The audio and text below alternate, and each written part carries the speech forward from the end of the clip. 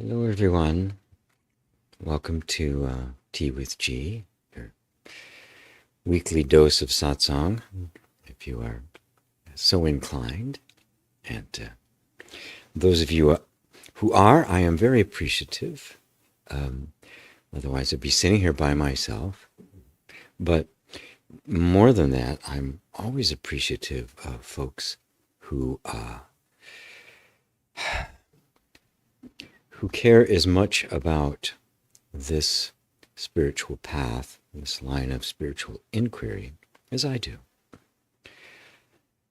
In my experience, I discovered that it is the ultimate path, the path that all paths lead to. And it is direct and quick and isn't really even a path. It's not a practice.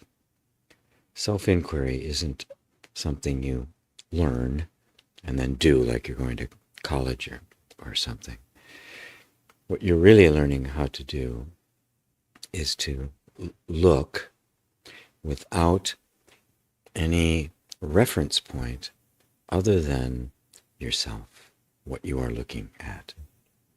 It's a unique approach to spirituality in which you look at yourself directly and unmistakably.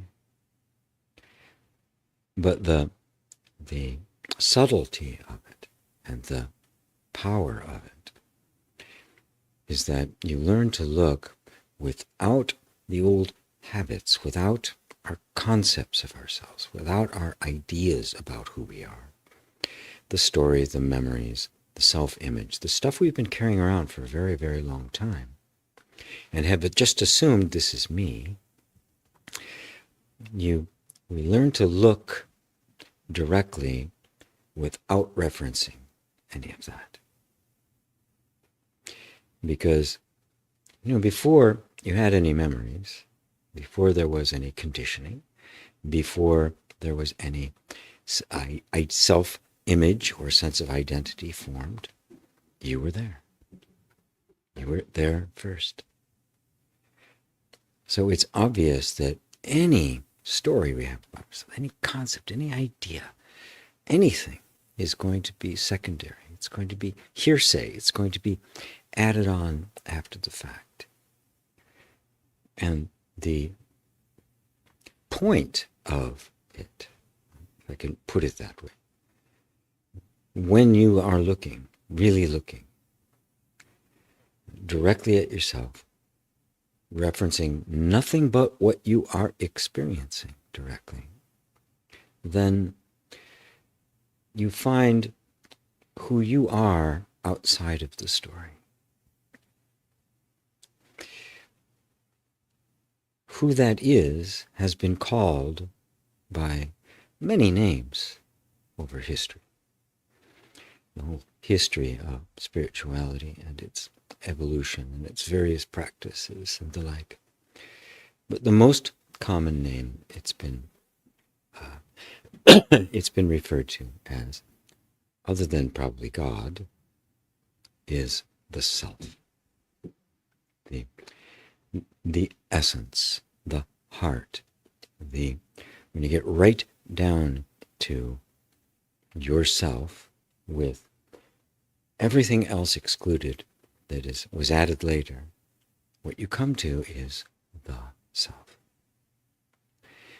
But beautifully and interestingly, when you come to that, without the story, without any concepts or ideas or history or memory or associations, without any personal sense of identity, you find that the self is impersonal. It's more than just myself as a person doing things, running around in the world.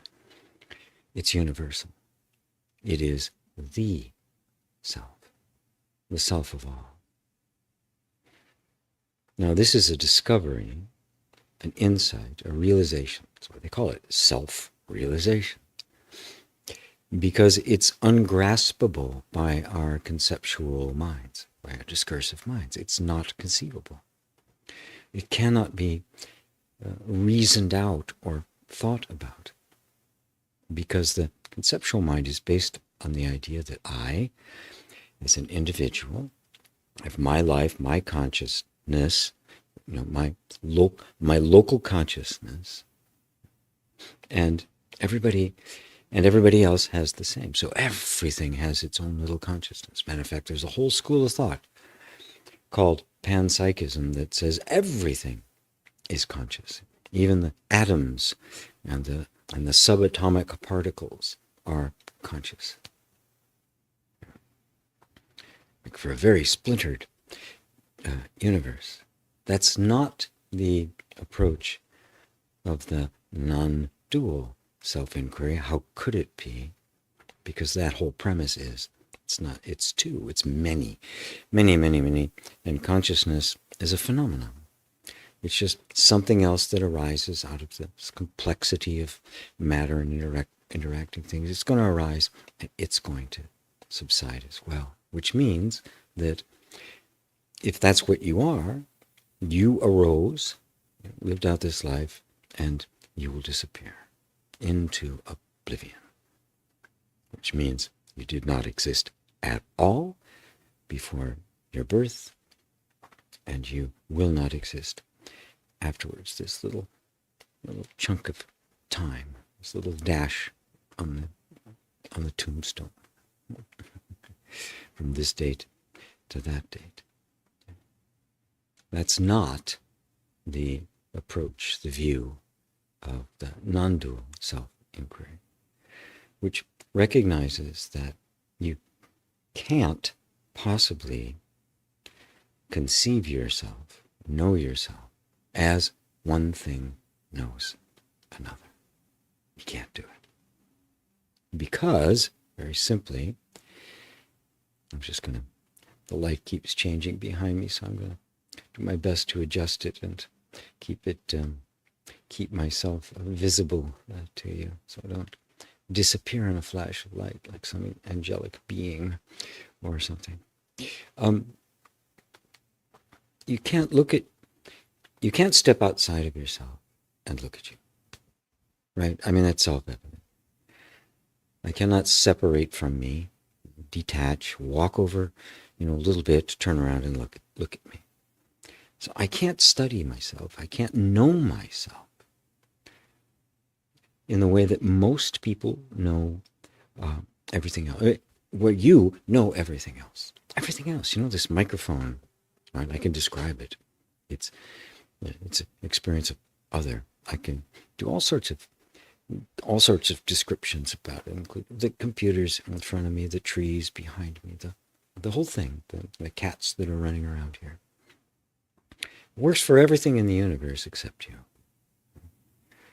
You can't know yourself that way.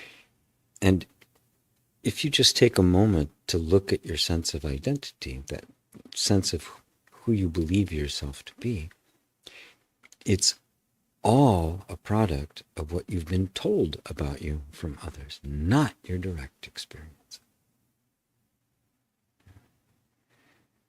If you look at your direct experience, and that's what non-dual self-inquiry is about.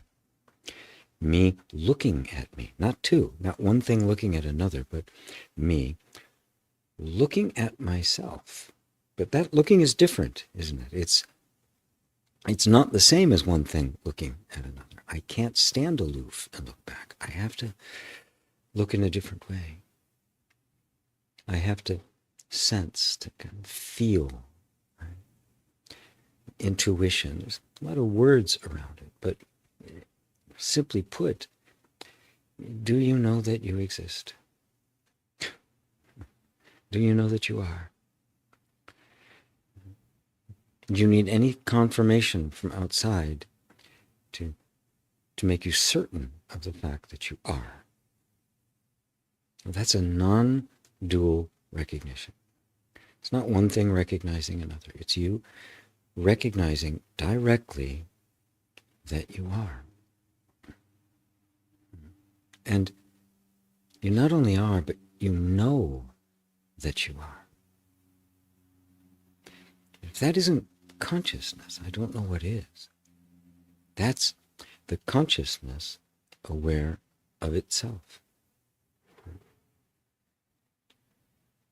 And looking at your life, has that consciousness ever actually changed?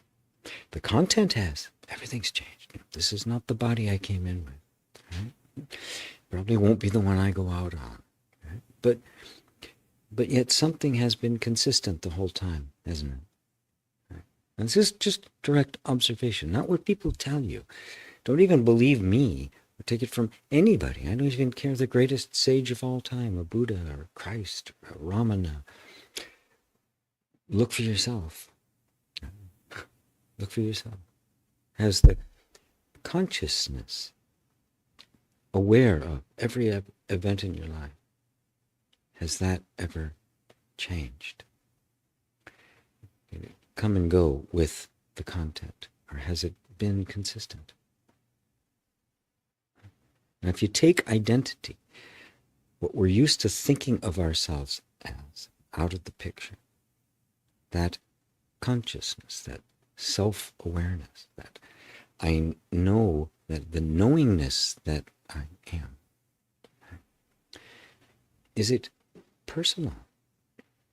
Is it a person? Is it a shape? Is it a particular form? Since the shape has been changing constantly,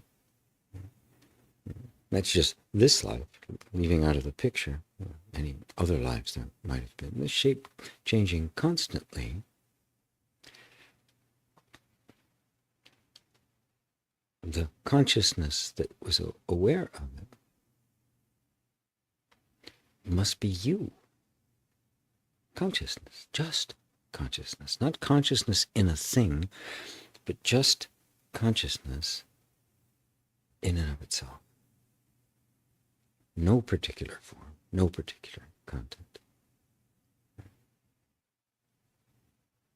And with everybody here doing that exact same thing, going that same process of looking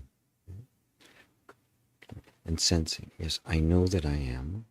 How do that I know that I just know, direct. And that consciousness there prior to and after and during all the forms not changing, is it not likely, if not certain, that all of us going through this exercise find the exact same consciousness? Because it isn't localized to a form. Moreover, the consciousness, however slight, in the tree behind me, that would also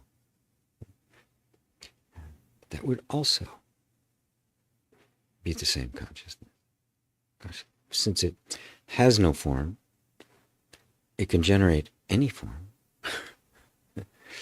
Any form can give expression to it. It's the same consciousness. The cats I'm hanging out with. Everything, animate or inanimate. This essence, this consciousness that is at the root of everything is what is called the self. The self. That, what else would you call it? It's me. Whatever I am, that's it.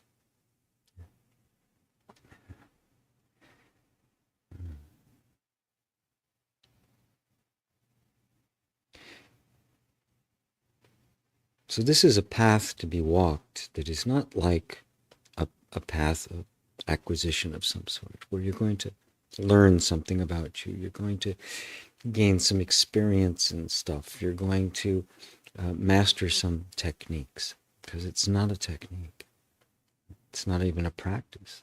Right? You're not practicing looking, you're just looking. You're just looking. And so it's a pathless path. It's a techniqueless technique, I guess, that is simply inviting you to look. But the power of habit, habitual identification with form, that is everywhere all at once. It's in everything you hear, everything anybody talks about. It's in all the media, advertising, everything. Everyone you talk to, there's this assumption that I am the image I have of myself in my head. And this is what non-dual self-inquiry invites you to question. Is that really true? Is that actually what I am? Or is it just a form that has happened that I have identified with, that I have decided, I've taken in and believe it so strongly that I act it out and even struggle with it because parts of it I don't like and I want to get rid of it. I want to improve myself and all of that. But what if that was never you in the first place? What if you were there before all of that? What was that? Who were you before the thought, I am the body, I am this person, I am, this guy or this girl, or before any of those things occurred? What were you? This is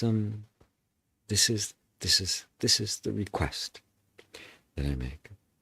This is the invitation that I make to consider it, right? And to look deeply,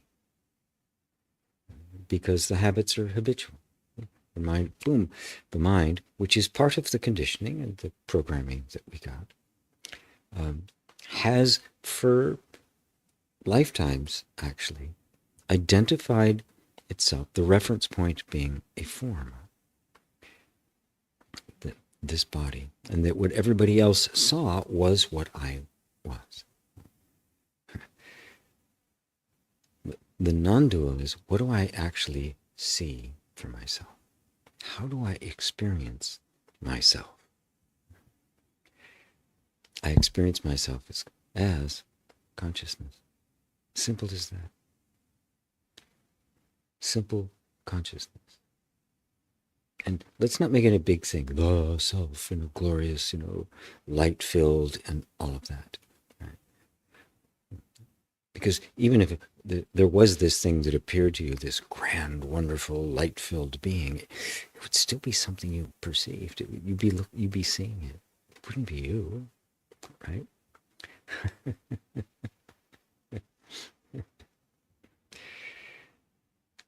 But look at it much more simply.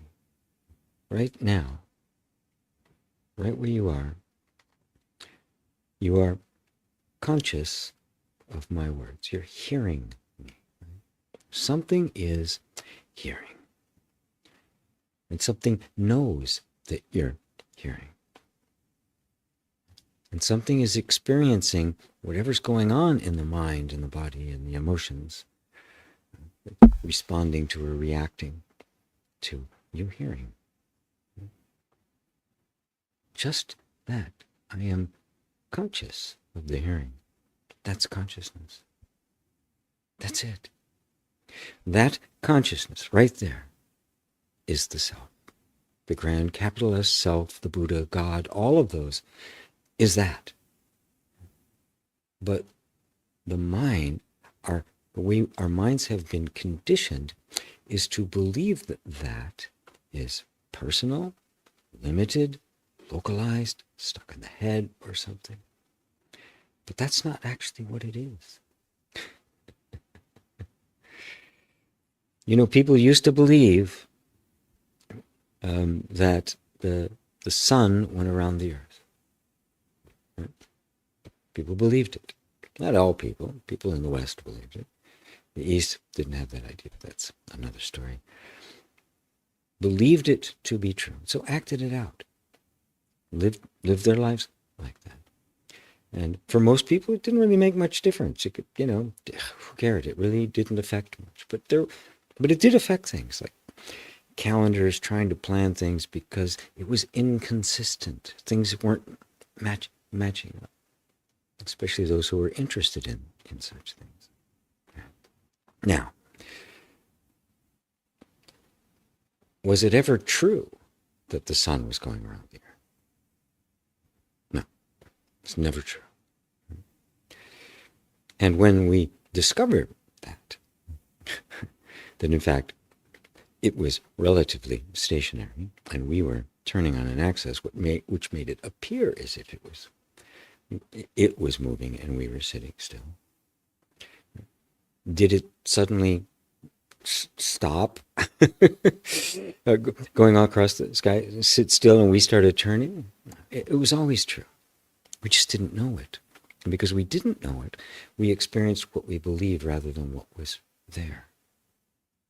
Which is why it's always emphasized, especially on the non-dual path, that you don't become the self. It's not an object. It's not a destination. It's not something you're going to gain.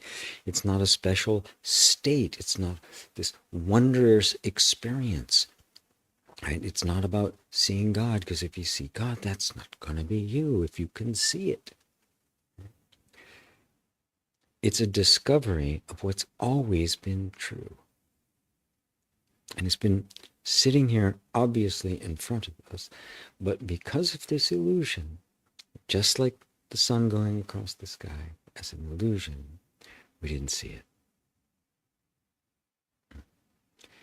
The consciousness that is hearing my words right now is the self. And the one that's hearing my words right now is the same consciousness that's saying them. And it's the same consciousness that is hearing it everywhere else that it is being heard right now. It is the same consciousness. It's who you are.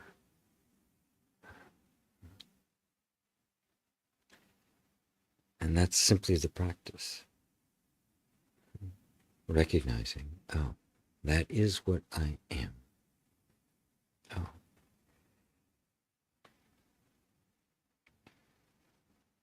Look for yourself. Confirm it. But you can look in face, because the greatest teachers of all time have all said it. Right? They've all said it. Right? And it makes sense that, right, I can't know myself like one thing knows another. That's all just going to be what others have told me. And that picture I see, and that image in the mirror, the picture on the screen, right, isn't me. It's how I look from over there, but how do I look from in here? Directly, it's in myself. What do I see?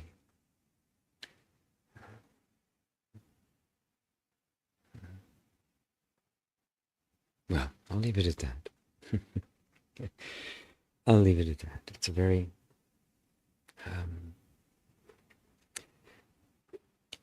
doesn't take a long time, because it is the truth. You are the self. You always have been. Okay? The thoughts are there that you're not, which reference something other than you. But it doesn't change the truth, which is why this path is actually short. It's not hard, because the truth is on your side. Everything is operating for your benefit.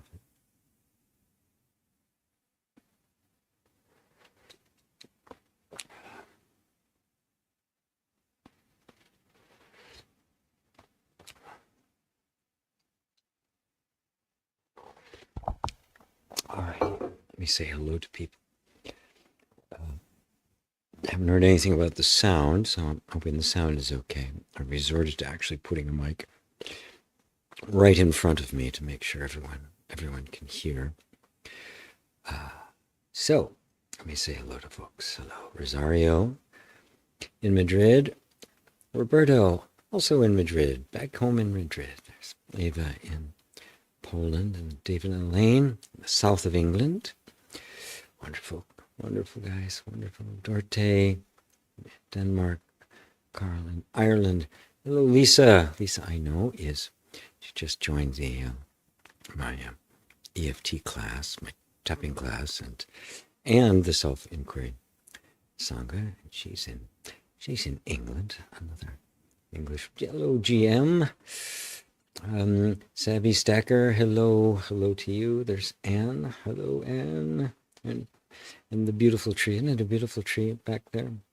Fortunately, I just can't get the camera to capture it correctly just because the amount of light. I'd have to put a whole lot more light on me so I could bring the aperture down so you could see the tree better. But maybe the sun will not be so bright in a bit.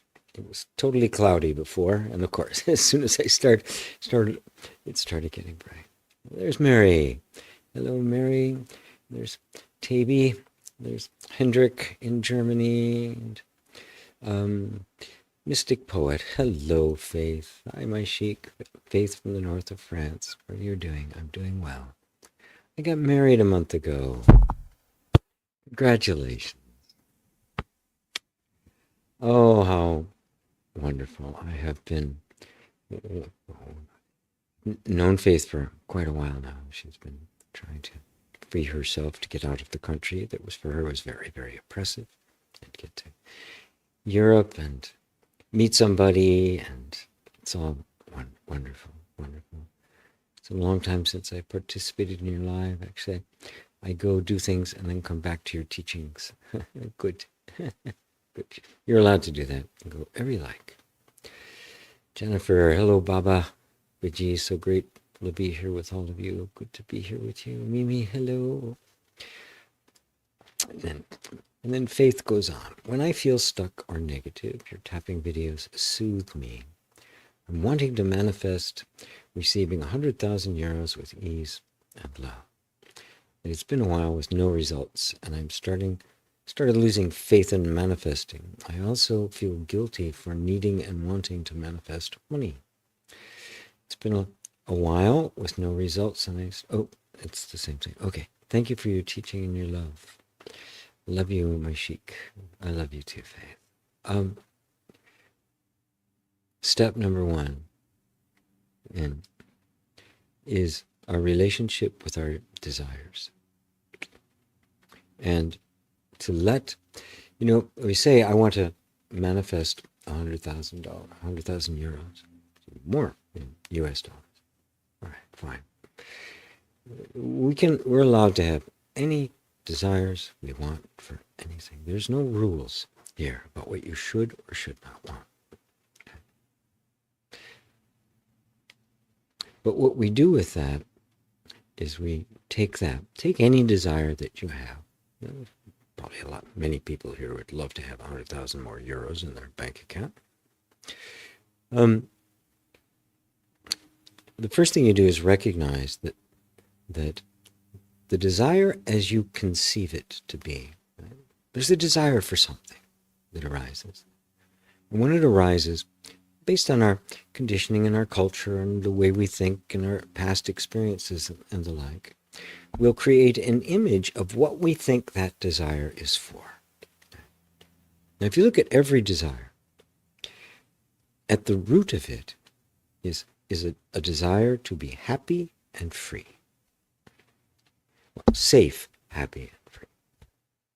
That will be the essential desire, the essential need. And then we have ideas as to what that would look like, what conditions would have to be in place for me to feel happy, free, and safe.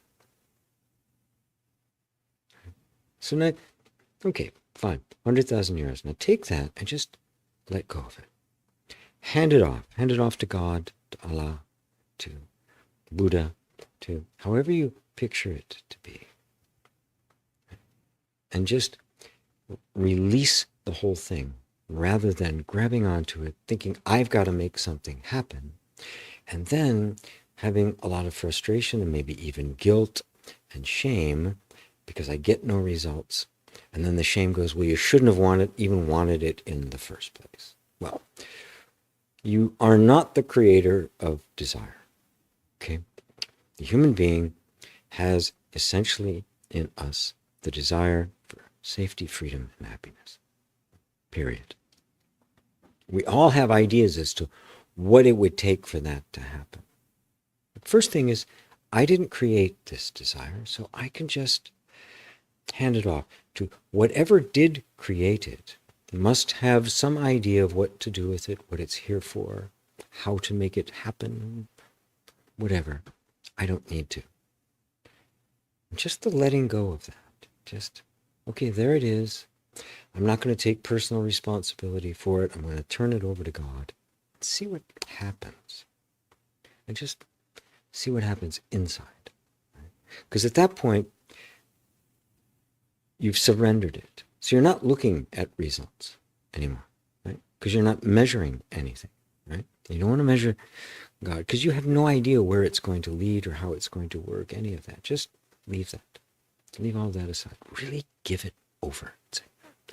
It's all to you.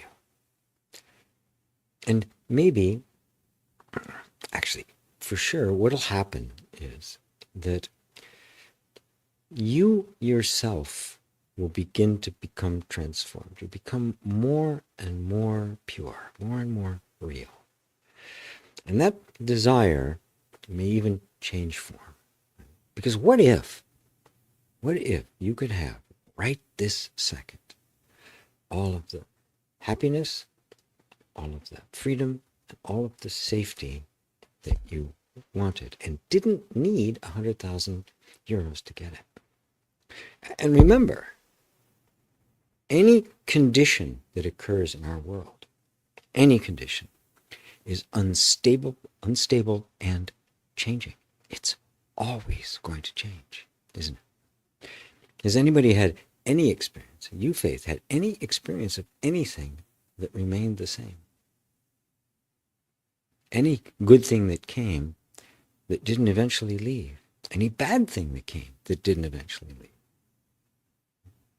Maybe not as quick as we'd want it to leave, and maybe the good stuff left quicker than we wanted it to. But it all does, doesn't it?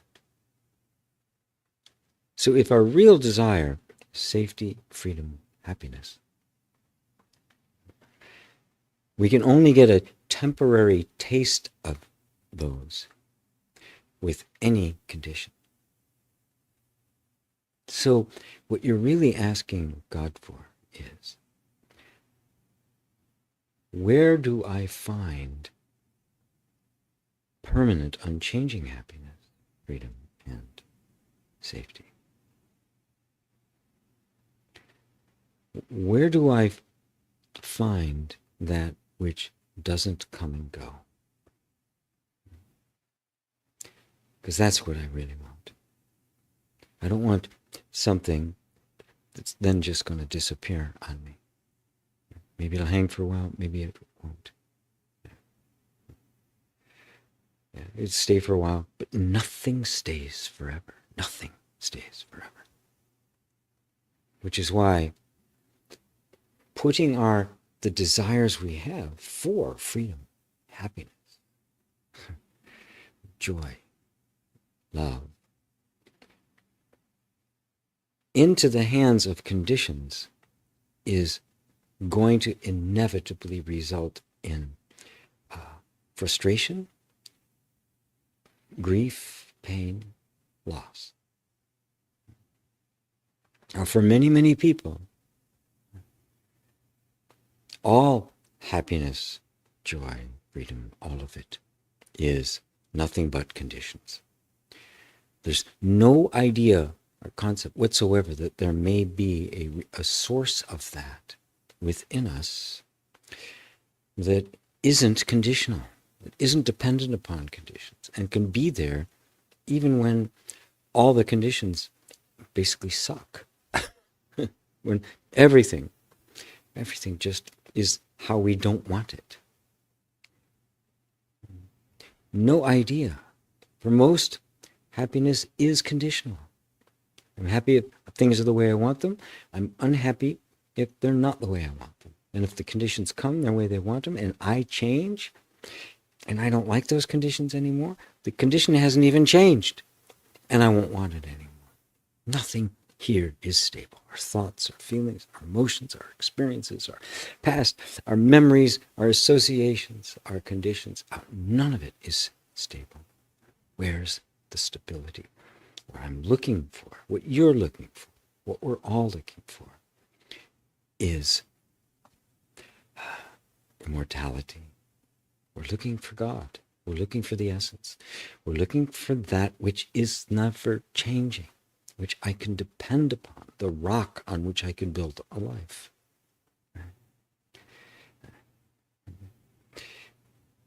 Where's that?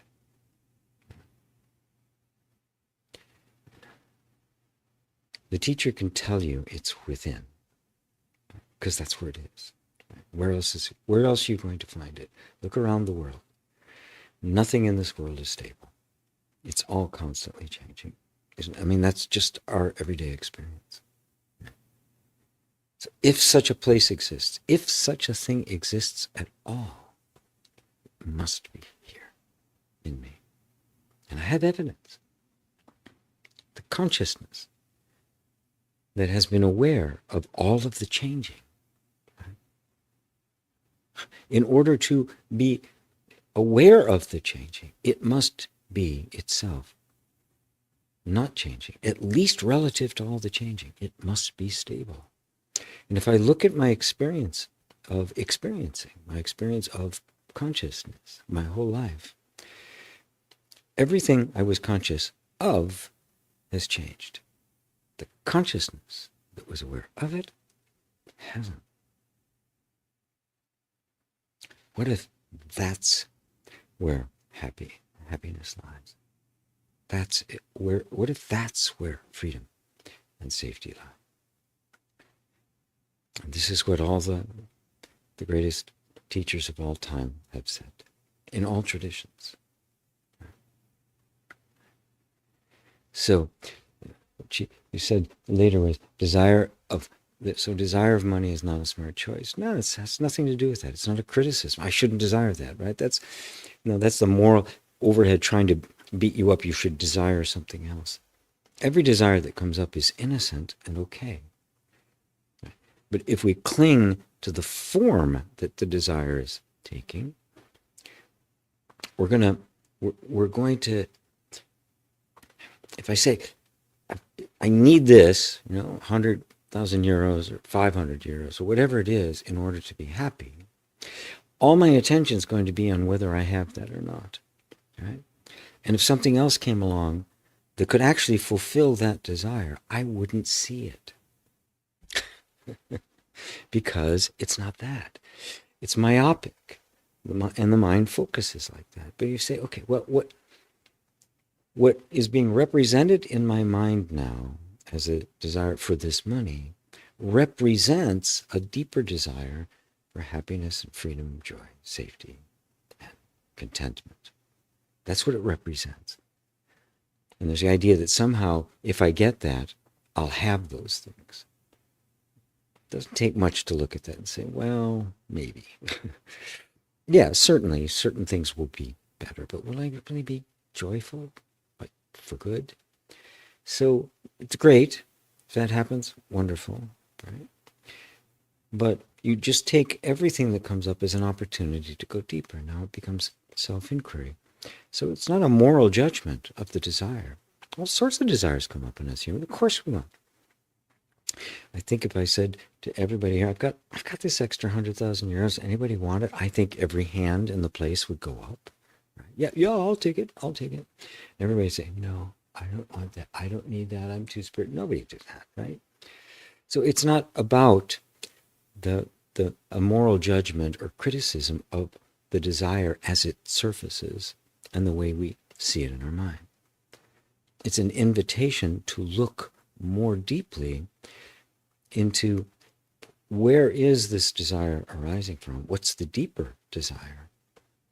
And aren't I looking for something that isn't going to change in a day or a year or a month or 10 years? Aren't I looking for something stable? Well, if you want happiness that's not a cheat, happiness that hangs around, you have to anchor it in some place that's always around. And that's consciousness. That's yourself here. The self that's already always here. If you don't even like the word consciousness, it's like you've always been here. Everything in your life has changed, but you have always been here. It's really that simple. I've always been here. The one experiencing all these different things has always been here.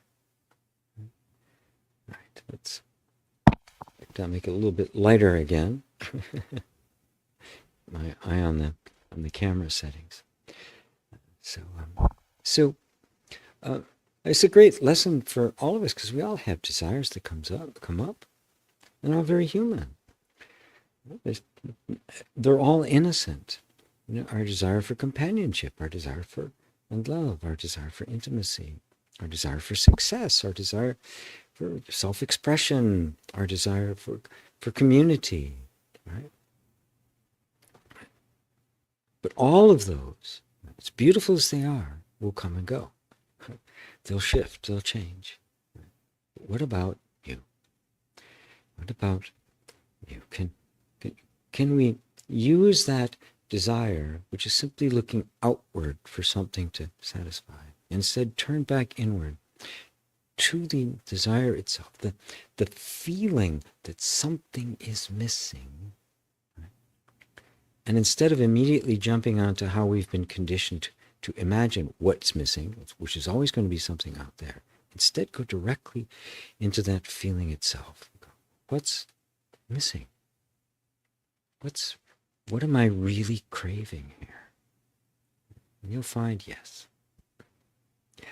what I'm craving is to know myself, is to discover the self that is me, that isn't changing, it's never fluctuating, that is the source of freedom, desire, freedom, safety, and desire too, but safety, joy, happiness, all of it, anchored here.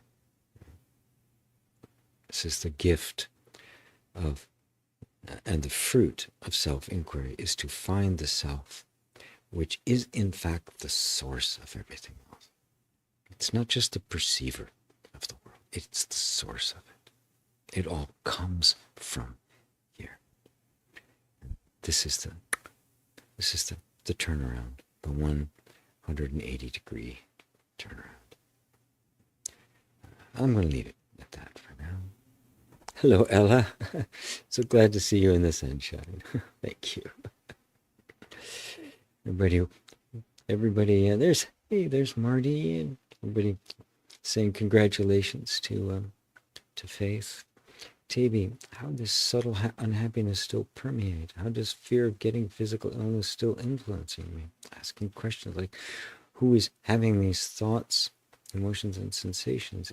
It soothes for a time being. When does the questioner dissolve?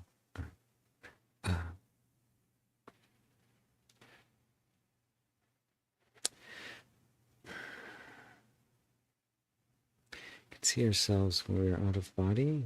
Do we know how to see auras of the human? No, you don't see yourself when you're out of the body. You're out of the body looking back at the body. You don't see you. You're the one looking. How can you see you? It's really that simple. How can you see you? You're always the one looking. And as far as your thing there is about it,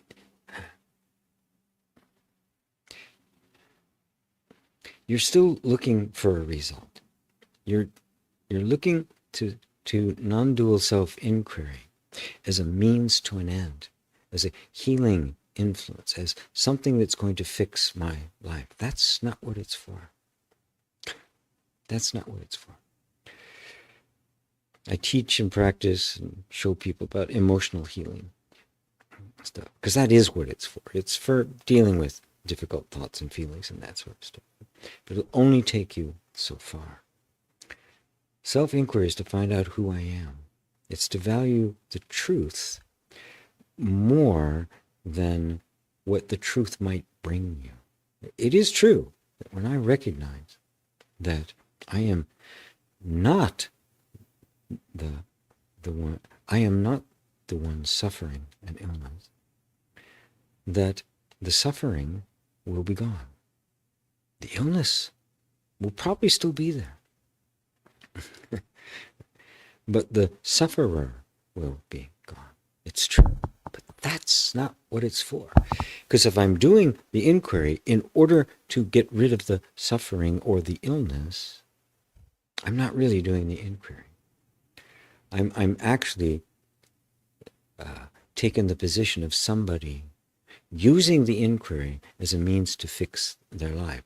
And you're still stuck with the same person who's suffering.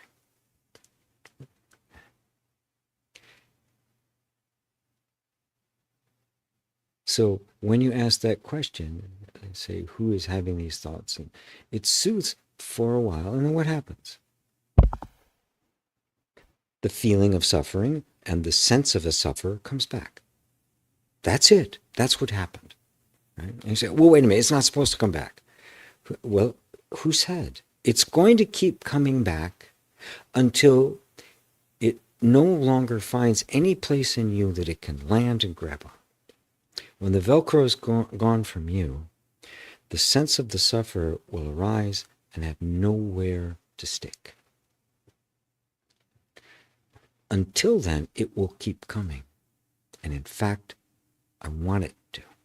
Because freedom is not when the thing that is the difficult, the condition that's causing the sufferer is still there. You have to continue to be persistent and engaged in the inquiry. You have to see that the sufferer is a sense of identity. It's anything inside of you that wants to get rid of the circumstances. And then you discover that the circumstances are not causing the suffering. It's who you think you are reacting to those circumstances that is suffering. So the one who is suffering is sitting on top of the belief that it's the conditions that have to change. And that one is also being believed by a deeper sense of myself as being somebody simply trying to get rid of the sufferer. But isn't that also seen? I mean, look at it for real. Let go of all your ideas about the results and what it should be and all of that. Just throw all of that out. And instead go, okay, I am here. I exist. I'm aware of this. And I'm aware of these conditions. I'm aware of a sense of suffering. I'm aware that there's a sense of me that is suffering.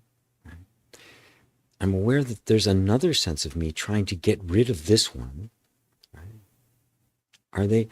Aren't all of those an energy form, a movement in consciousness that are perceivable? If you really want to walk this path, keep going until you get to the one who cannot be perceived, who cannot be seen. You cannot see yourself. You can't do it. Which is why I said, yeah, out-of-body experience, so what? It's still you perceiving. I saw my body. That's not you. Obviously. We're just so used to seeing, thinking of ourselves as the body, that, I had an out-of-body experience. There I am. No, you're not. You're the one looking at it. So it's obviously not you. Because you're the one looking. You have to keep going. And keep going until you have seen that you are the one seeing it. And the one seeing it is not suffering and can't suffer. There has to be a sense of identification with a person that has likes and dislikes, preferences, wants this, doesn't want that. in order for there to be the experience of suffering.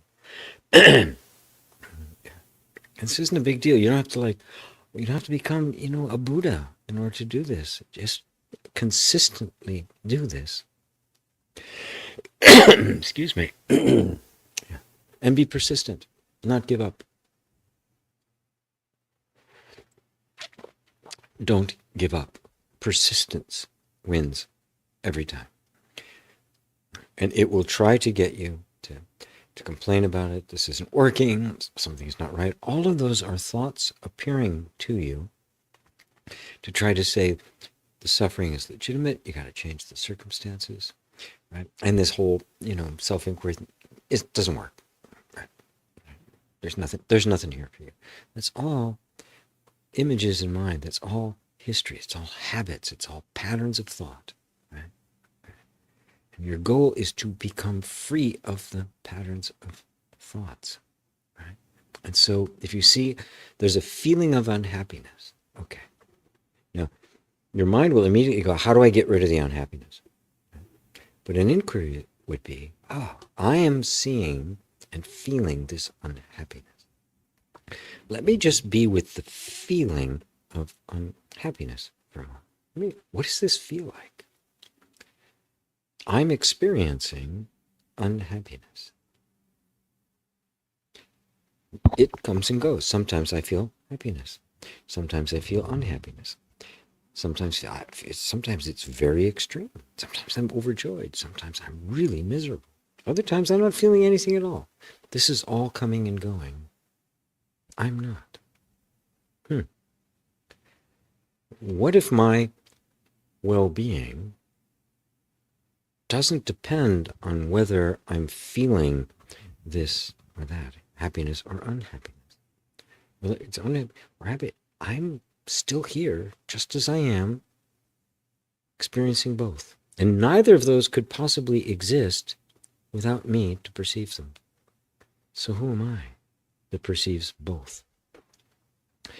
And you let go of that subtle sense that thinks that somehow spirituality is supposed to get rid of the unhappiness and put you in a state of perpetual happiness, which is all just emotional ups and downs.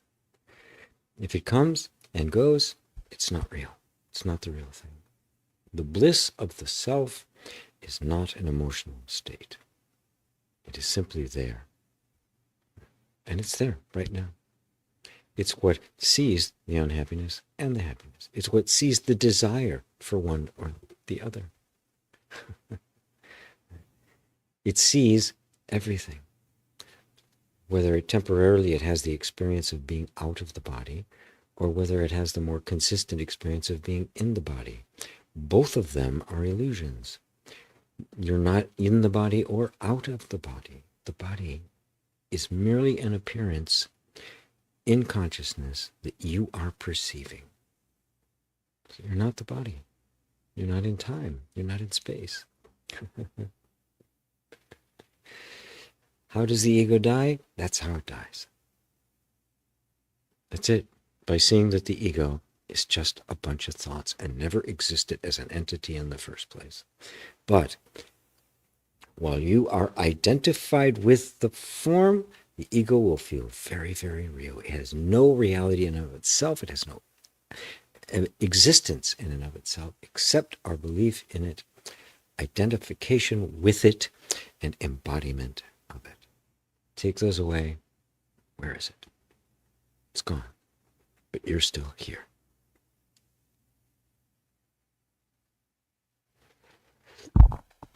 I love the flannel, G. Looking great, says Brent. Yeah, this is my outdoorsy, kind of a Pacific Northwest, lumberjack kind of thing, ruggedly handsome and, the beard and boots. And I actually do have hiking boots. So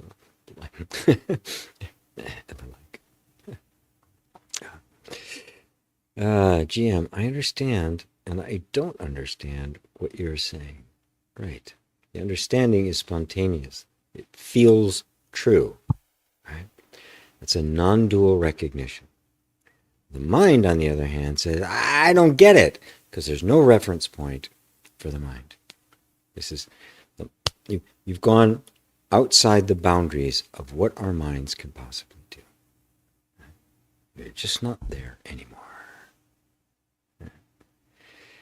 So, freedom, love, connection with my husband to do joyful things and trust in the life that what this desire is representing it for me. Yeah, good. So just stay with that and keep letting go of it. Whatever desire comes up, let it go. Give it to God. Give it to God. Fulfill this in the way that actually fulfills it, because what I'm thinking it is may not be it. But you know, infinite intelligence knows. The source of all knows. That the self within me knows. Of which I am. This body, whole form, is a manifestation of that. You are that, this form, right? But you're not the form. You're not stuck in the form. The form is a manifestation of you. You are the self. That's it. That's the truth of you.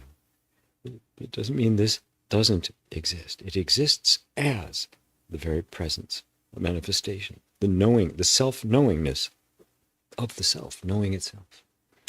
But as a separate entity in the world doing things, it is unreal. That's the illusion. It's illusion, right? It's not hallucination, it's an illusion. Like it's an illusion that the sun is going across the sky. And we know it's an illusion, so we don't pay any attention to it anymore.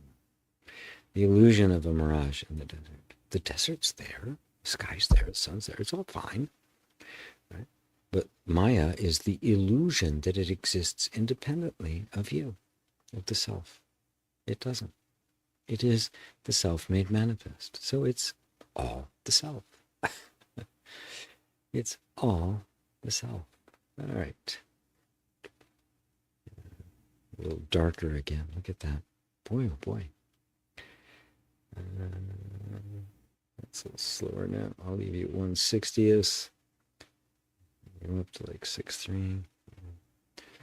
Boy, trying to manage the light here. If I had bright lights, I could.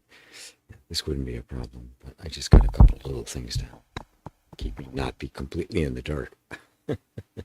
So you understand and you don't understand. Is that clear to everyone? Yeah. But the understanding that you just know, that's intuitive, it's direct, it's non-dual. We all have those. There's experiences all the time, things you just know. Right? And then we'll try to figure it out, see, how did I get to that? But you didn't. It just happened spontaneously. Right?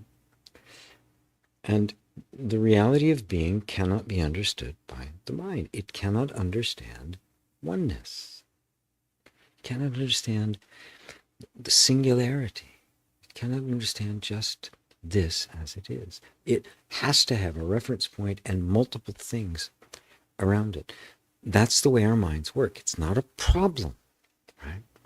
It's just that when it comes to you, it's not a thing that you can see and have two things to play off of each other to come to some conclusion as to what it is. It is that you are the reference point. And the reference point is singular. It's non-dual. So the mind can't go there.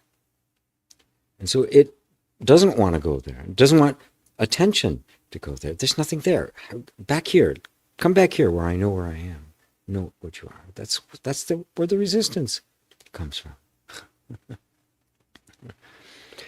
Otherwise, there is no resistance in the self, but isn't even the resistance, the mind and the conceptualization and the thoughts and the images, are those not all being perceived? The clue, the breadcrumb is right there. Are they not all being perceived? By what? By me. I'm perceiving them. Everything that is being perceived by me. Consciousness is a good name for that, isn't it? I'm the ultimate perceiver of all of this. I'm the one that is looking. Now, can the one who is looking itself be seen.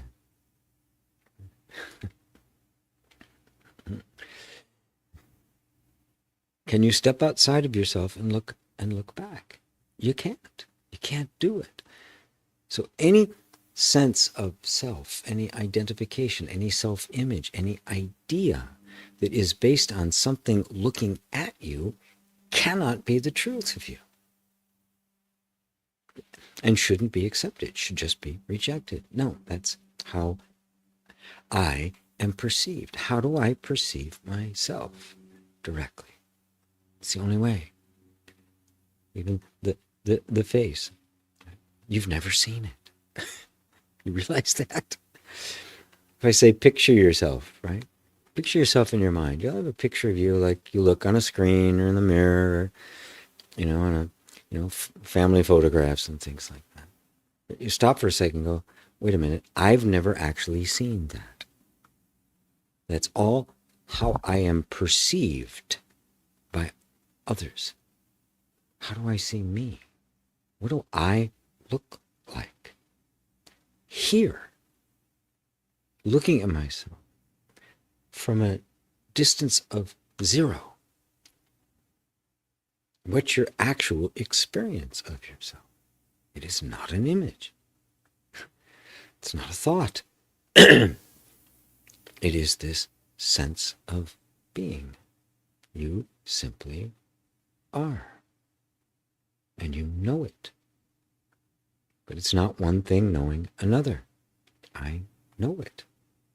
I just know. Okay. Just stay with that. Just stay with that. Because that's true, isn't it?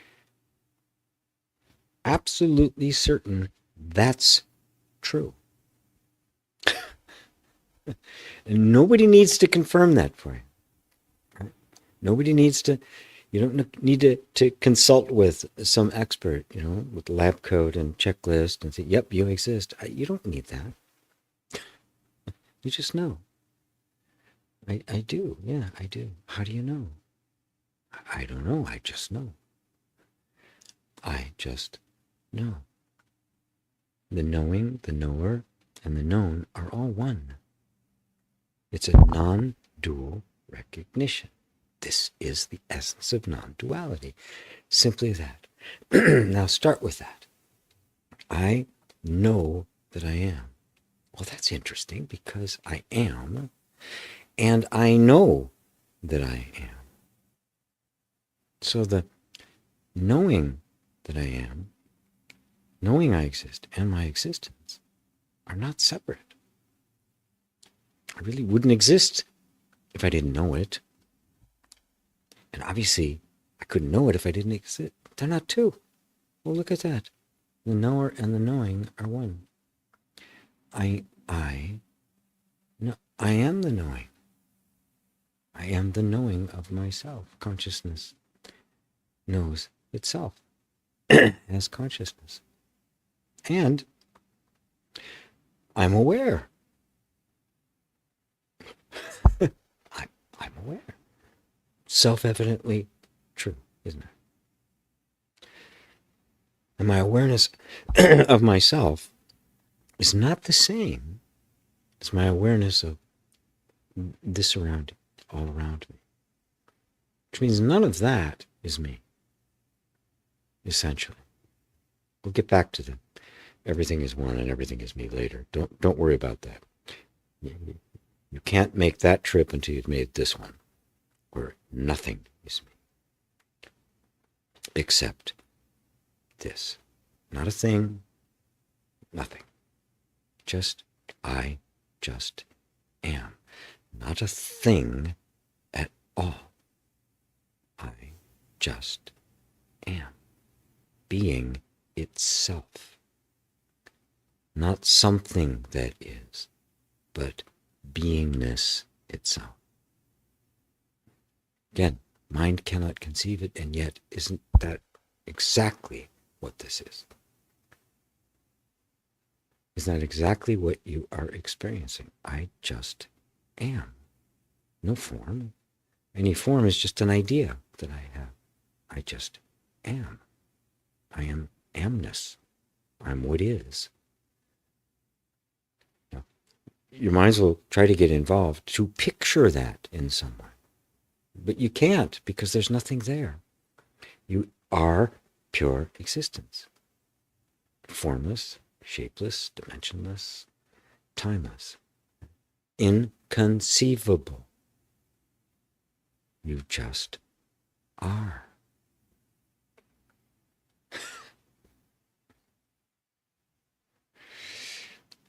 Hello, Isabel. Good to see you. Paul says that the gift that keeps giving.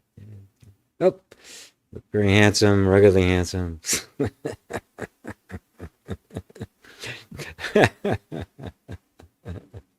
Oh, don't. Yeah, keep going. Oh, don't. John Lane, before your name and you were and are. Yes, exactly. Before any name, any idea about you ever occurred, you just were. There was no sense of being the body. That came later. Okay? And something triggers that, and there's identification with the body. But the truth is,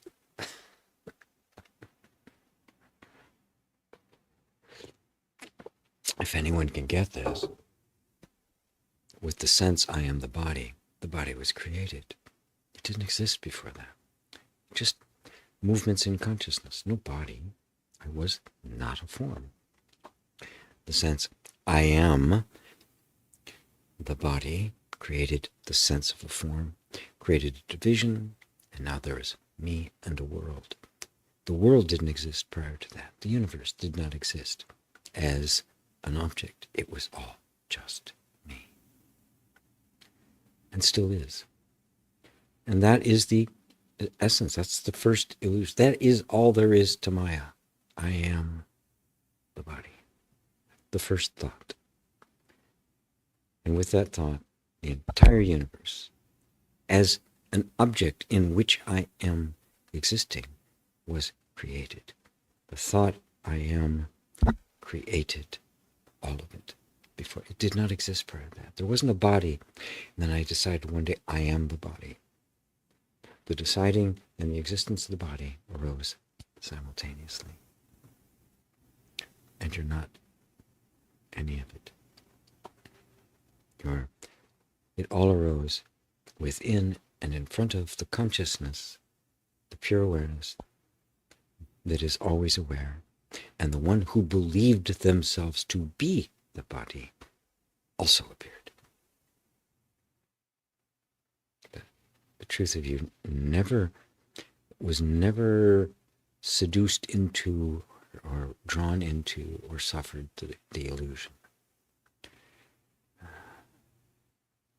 Mary asked, did we as humans somehow lose our way of not seeing ourselves correctly?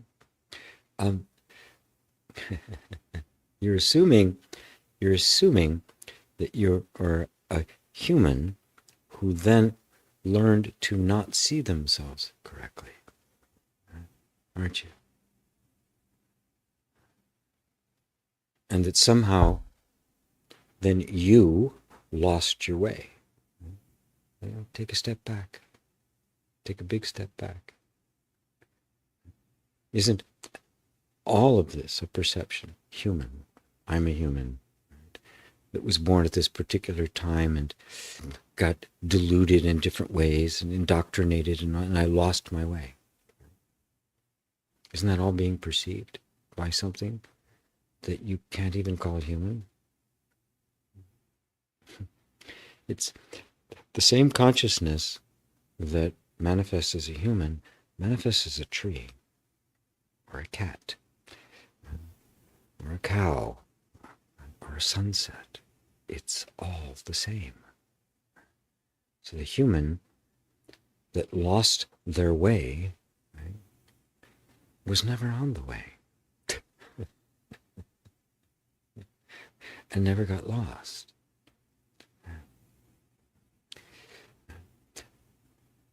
We are experiencing as if that was the case. And so that's the nature of the experience. But in this kind of an inquiry, I keep inviting you to go further and further back, because when you talk of yourself as the human being, it's perceivable, isn't it? It's a form that's being perceived. Well, what's perceiving it? And the human who lost their way. It's all a form, story, idea, all sorts of things that are being perceived, aren't they?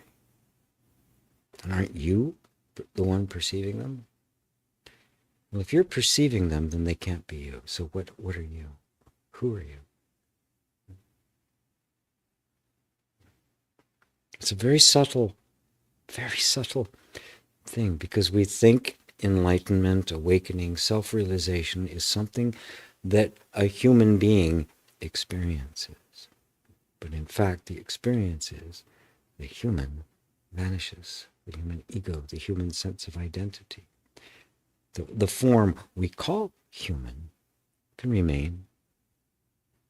It's irrelevant, right? But what it actually is simply the manifestation of the self. It is not an entity that could lose its way. There's the story of it, of some entity losing their way, which you are perceiving. You, the imperceivable, are perceiving, actually perceiving an image, a potentiality of manifestation that has no real existence in and of itself.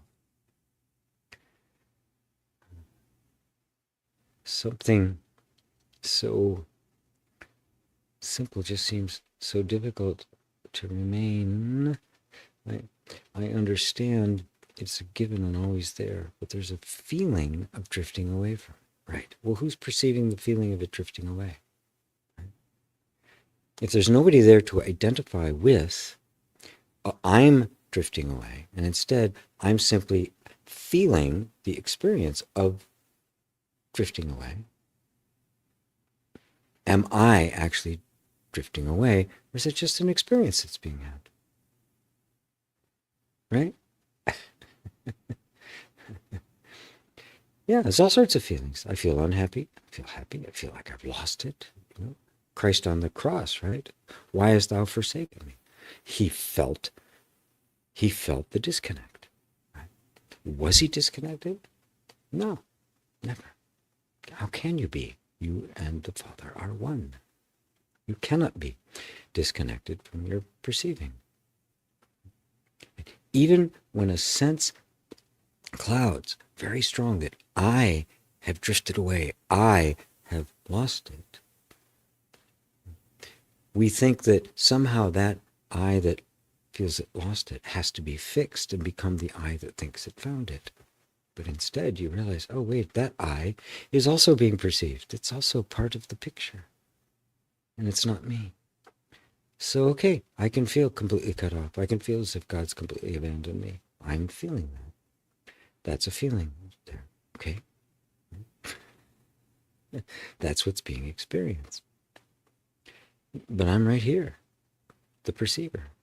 God is the ultimate perceiver of all things and is never detached or drifting away or disconnected from itself. So it's an experience being had, but it's not the truth. It's just an experience. And the experience is fine. The illusion that I am somebody having that experience, ooh, that's the clever, that's the Maya. Otherwise, just an experience being had. Oh, look at that. Oh, that's what it feels like to be bored. That's what it feels like to be lonely. That's what it feels like to be. Right? But am I any of those? No, I am completely absent of those. But we have this idea that somehow enlightenment means perpetual bliss. Right? I'm not going to feel that anymore. I'm never going to feel drifted away. I'm never going to feel like it's lost. I'm never going to feel unhappy. Nonsense. You will feel happiness, unhappiness, joy, sorrow, love, indifference. You'll feel all of it. Recognizing that you are beyond all. This is the transcendent state. It is beyond all opposites. You cannot say it is this or that. You cannot call it happy or sad. Those are just experiences. It is inconceivable. So it's called bliss. Our meaning for bliss and the meaning that's intended are completely different. It's just content, satisfied, perfection. Perfection in the experience of all the opposites. Without the opposites, there is no experience. So it's got to be this.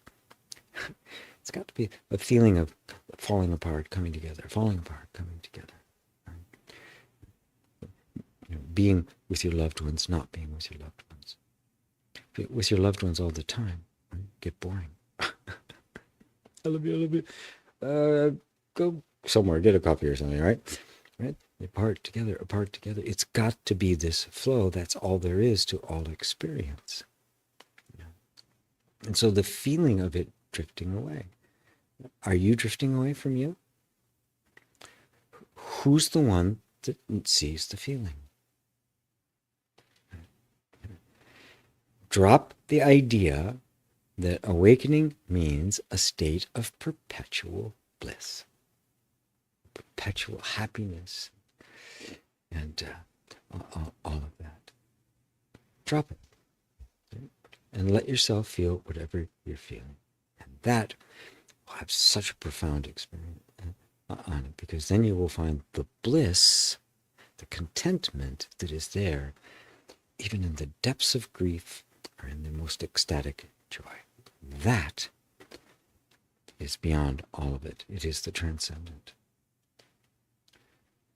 TV says, many thanks for addressing my queries. What is the link of physical ailments with our thoughts and emotions? How can I heal myself? Have you heard about Reiki healing? Does the healing of divine transcend in our body? It depends. There's all sorts of different dimensions to healing, right? And I cover all of them. When you're talking about what's the link of physical ailments with our thoughts and emotions,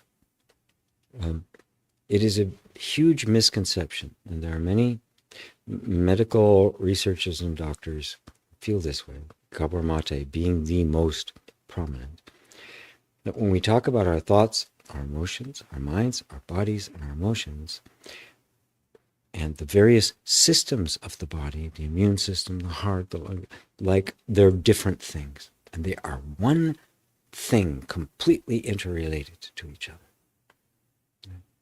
You cannot really draw a line. That's completely conceptual. They are one thing. So physical ailments, thoughts, emotions, they are intertwined. You cannot separate them. And this has been demonstrated, right?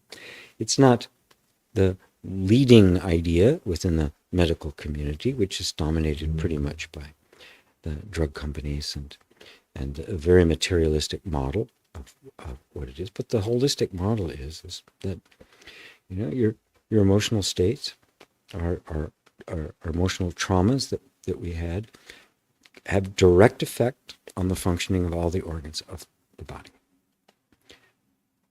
So when I teach healing to people, I teach tapping as an energy healing technique, along with inner reconciliation, which is really about creating an inner space of safety, because it was the absence of safety that contracted the energy, which made it get distorted and cause sickness and unhappiness, all sorts of things. And that when you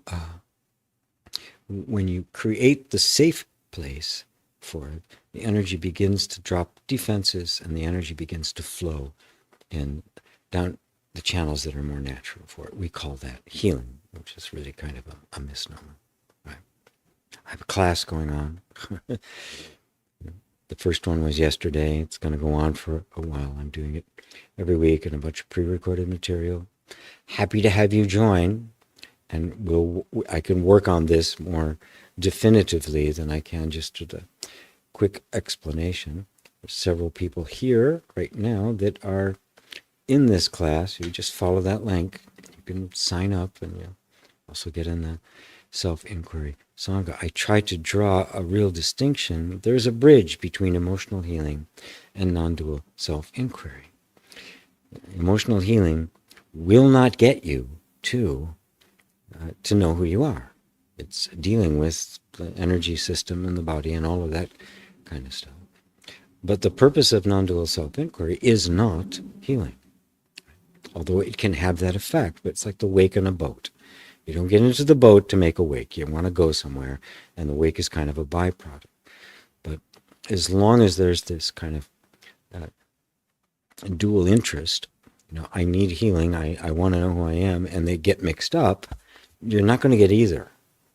There's not going to be any insights into your true nature, and healing is going to be protracted as well. They need to focus and let them very gradually merge into each other. So I invite you to the class, 4 different ways to pay. It's very in-depth. I give a lot of attention. The live ones last a very long time. And there's plenty of people listening right now who have been in that and the other levels that I have for it. So it's to truly do genuine energetic healing requires an energy. You cannot do it watching a bunch of YouTube videos. You cannot make any kind of permanent transformation in your life, any permanent transformation of energy forms and traumas and all of that, watching a bunch of YouTube videos. I'm sorry, you can't do it. You need somebody to guide you. I wish you could just watch some videos and everything would be good. That's just a huge mistake. The mind loves it because it doesn't actually have to dig in anything. Just watch something else. Same thing with non-dual self-inquiry. You can't do it just watching a bunch of videos.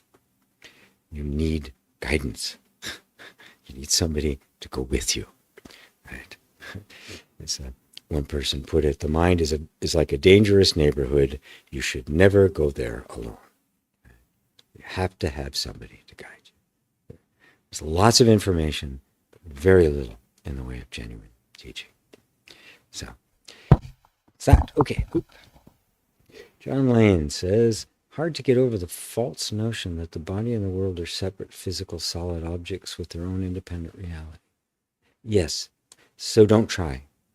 That's not where the focus of attention needs to go at first. That will actually just happen by itself. The path is, if I can perceive it, it can't be me. Right? Before I can break down that wall of the illusion of the separation, and seeing I am not the body and I am not the world, and the world does not exist independently of me. Before that step can be taken, we first have to come to who you are. As long as I'm identified in some way with the body, I think of myself as a form or limited or a localized consciousness, the world will appear to be separate. So it's a product, it's an offshoot of identification with it. So what you do, you just start with, okay, if I can perceive it, it can't be me. So I'm not my thoughts. Yet I notice the habit that I have of constantly identifying with my thoughts. Okay, good. So now I know where to go. I'm not my thoughts. So every time that habit comes up and I find myself identifying, wait, I'm not that. I'm not that. I'm not my feelings. I'm not my sensations. Right? So I'm perceiving them. They're not what I am. And right on the heels of that is, okay, well then, what am I that is perceiving it? Now, if it's true that I'm not what I perceive, which is self-evident, right? If I can look at it, it's obviously not me because I'm looking at it. Okay? Well then, if that's completely true, then if I perceive it, it can't be me. It means I am not perceivable. I cannot know myself as one thing knows another. And all of the information, the ideas, my self-concept, all of it that I'm holding on to are based on on something I've perceived out there or have been told is information that's come from out there. It is not information that has come directly from me that is not perceivable. I cannot, do not, will not know what I am as a thought. So every time, oh, I'm not that, I'm perceiving it, so that can't be me. Well, then, who am I? What is it that is perceiving? And a lot of habit energy there, because that's an inquiry that the mind can't make. Right? It's just, well, there's nothing there, and off it, and the habit will want to find something concrete to think about, and yet you can't think of anything concrete. Yet the experience of being conscious, being aware, right, is a indisputable fact, isn't it? Yes, I am aware. Awareness, aware of itself. So, I'm this consciousness, not consciousness arising from this or that, but I'm just this consciousness. That is what I am. Now that shakes things up, because that's not the image that our minds have held to, have organized themselves around. You're challenging the most fundamental stuff in the whole nervous system and the body and the mind and all that. And yes, it's going to get kind of shaky, and it's not going to want to go there. It's want to return to what it knows. Oh, no, I'm this. That I can't know. I'm this. You just keep coming back to this place. Well, I'm the one perceiving it. I'm the one perceiving it. Who am I? And that question will just keep getting deeper and deeper and deeper. Because when you ask, who am I? The mind will present a picture of you, won't it? Well, wait a minute, that can't be me. So who am I? That can't be. So who am I? What is it? And eventually you see that no answer from the mind is going to do it. And you say, oh, okay, so I'm not even going to look there anymore. And now it's, this is the path. This is the way we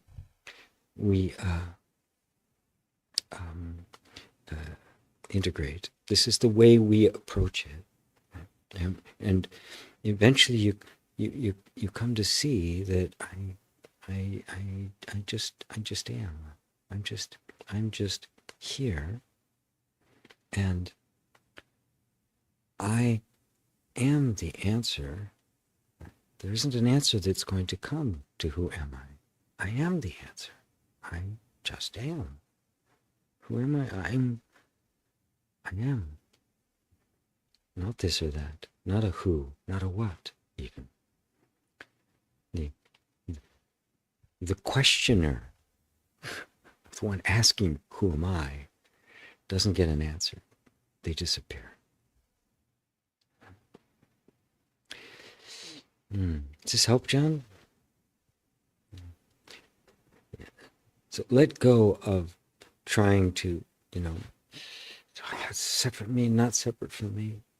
There's some practices you can do, some direct practice you can do, but they're not the most important ones. Once you just, I just am, it's almost immediate and self-evident that I am the self of all, which means everything is me, and the illusion of a body and a world and a universe falls away. And all of this that we call the body, the world, and the universe is still here. It doesn't disappear. It's just me now. It's me.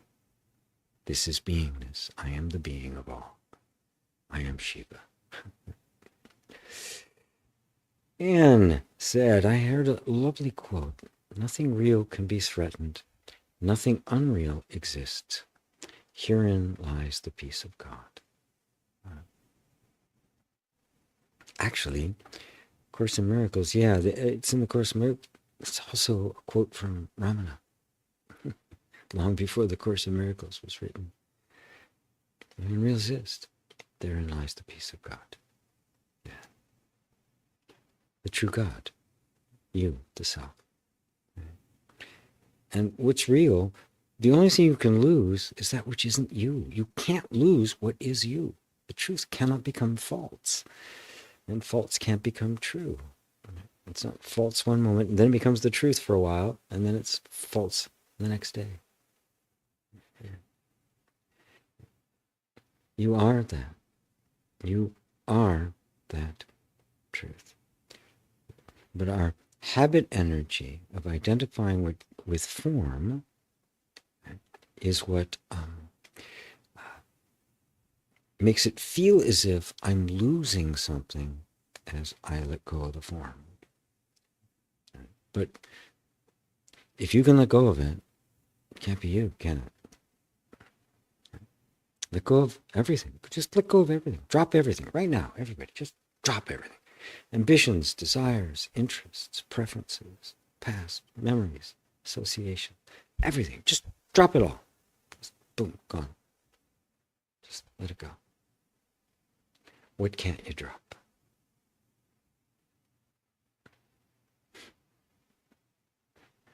All of our opinions, our ideas, our interests, all of that could fall away. They're changing anyway. What doesn't fall away? That must be you.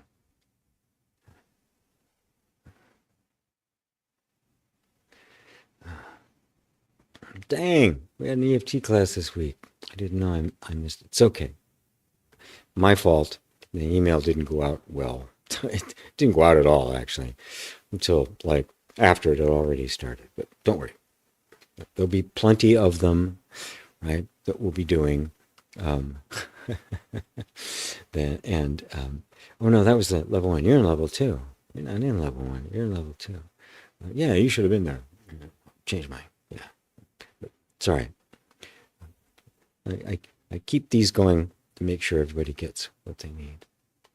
Tavi says, is mind a dangerous ally, or is an innocent, wonderful program?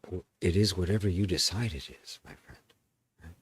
The mind, until it is seen as it actually is not your friend, because it is committed to a sense of identity. Until you see that it is just thoughts, then the mind becomes an innocent, wonderful friend, a useful tool. And eventually it dissolves into the self. And all there is the self. Even the mind is the self. Right? So it's neither this or that. It's just, do you make an enemy of your thoughts? I've got to get rid of my thoughts, change my thoughts. Are thoughts causing this? Are thoughts causing that? You have made the thoughts an enemy. So the mind, which is nothing but thoughts, there's no mind without thoughts, now becomes the enemy. For many people it is. Right? So I said, okay, let's walk together and take a look at this enemy. See if it's really as big an enemy as we think, or is it just I happen to be believing the thoughts, which make it seem as if it's oppressive and horrible. Right? Once I don't believe in them, well, there's nothing dangerous anymore. It's just thoughts going by. Then the thoughts are free to change. They'll start organizing differently. John Lane says, yes, thank you, G. You're welcome. Everything is me, not me, the body, mind, phenomenon. Yeah, exactly. Yes, it is. But don't try to think your way there, because the mind can't, it's a non-dual reality that the mind cannot grasp. Yeah. Brent says, I always loved the story of the master returning home and the maids and workers not recognizing them at first, like Bruce Wayne returning as Batman. Yes. Yes, and Buddha tells that story. So he's gone so long, he comes back and to a wealthy, rich, important man off to war. His day, war would go on for 20 years, right? And he comes back, he's all draggled, he's just a complete mess, and knocks on the door of his own house, and they're like, yeah, who are you? And he says who he is. No, you're not. You don't look anything like him. Get away from here, chase him away. So he goes back and says, you're right, I'm not, I'm sorry. But I'm really, just come back from the war. I really need a job. Is there anything I can do? So they give him a job in the stable, and he starts working his way up, and more responsibility, and more people are like trusting him, and little by little becomes increasingly familiar until he's finally recognized. Right? And then the head of the house, the one he put in charge when he left, finally has to, it is the master, and he takes his rightful place. This is the awakened self coming back to reclaim mastery of the territory of the human life. It takes the mind out of its job, because it wasn't its real job. It was just temporarily in charge. Right? And then the true master takes his rightful place, which is you, the real you. In your everyday life, the real you. Coming as the self, showing up as the self. Raising your kids as the self. In relationships, as the self. At work, as the self. Driving your car, it's the self driving the car. Not a person, not a personal identity, not a particular form, but the self, which is the essence of all forms, but it never is any form. So, alrighty, wow, look at that. We seem to have run out of questions. It's only an hour and a half or so.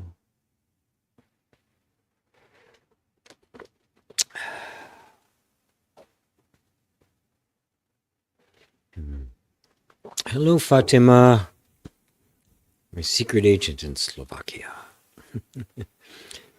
So good to see you. Well, if there are no more questions, I'm happy to bring it to a close at this point, where I can have a little earlier lunch on a Sunday than I normally get. And actually, because I'm also teaching 3 classes a week now, plus satsang, so it's a busy life. So, I need to do this. Yeah, my other little promotion here. Those of you who really would like to dive in to non-dual self-inquiry, right, with a guide, and not just YouTube videos. This is available. It's very inexpensive. I meet 4 times a month. Every Wednesday we meet, and we do this. Except it's on Zoom. I get to interact with people, and actually get. I get to work with you, right, to explore these things in a setting that I just cannot do. Just can't do it just by things. I can't see in your eyes. I can't look at your face. I can't feel always the energy of, and I can only go so far, because I can't engage you in a dialogue, which is what satsang really is about. It's a direct dialogue going on, not just a one-way conversation, a question and answer. There's a real probing, right? So you see it, right? You actually see it, not just know about it. Yeah. So very simple, life sangha, and so deep thanks as always. Thanks to you. Thank you for your time, Gio. You're very welcome, John. And thank you, Mary, and thank you, everyone. And thank you all for loving this and being drawn to what, in fact, is it's a small crowd. it's a rather small group that have gravitated towards what have been called, really, by grace, into this level of self-inquiry. And so, by all means, thanks to you. Keep it up. Join me for deeper if you want. And so, happy holidays, Bob. Love you. You rugged, handsome being. Well, that's a great note to end on. Yeah. I think I'll go strut around for a while. Thank you all. Love you. Namaste.